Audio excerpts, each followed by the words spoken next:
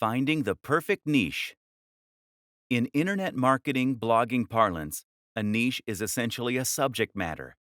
This is the topic that you will be writing about, and in turn, the industry that you'll be promoting. In the vast majority of cases, affiliate marketing will involve creating content in some form or other. This means you're going to need to write about this topic and find a large audience of people who are interested in reading about it. But at the same time, this will also define the type of product you're selling. If you write about fitness, then you'll need to sell fitness-related products. If you write about music, then you'll need to sell something to do with music, etc. Depending on your niche, you may find that products and services tend to gravitate more toward the high end or the low end. Choosing the right niche is very important when trying to become a successful affiliate. The Goldilocks niche. Some niches are too big. Some are too small. Others are just right. That third category, of course, is the type of niche that you want to find, and the kind that will help you get the very best results. An example of a niche that is too big would be something like bodybuilding. Meanwhile, a niche like bird sewing patterns is just too small. So that Goldilocks niche is somewhere in between.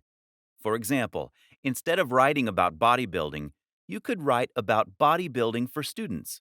This is still a big niche, but it's also a little more specific than bodybuilding generally, and you'll face a lot less competition. More considerations when choosing your niche. When choosing your niche, another thing to consider is the value proposition and the emotional hook. That is to say, that the very best niches for an affiliate marketer are the ones that promise something that the reader really wants. Bodybuilding is a great niche in this regard because it promises to help people get into shape. This is something that many of us will have a strong emotional reaction to. We all want to be stronger, fitter, and more defined. And we believe that we'll be more attractive, more confident, and happier as a result. Buying an ebook on fitness seems like a great first step to becoming hot and sexy, and thus we're very happy to spend $30, $50, or $100.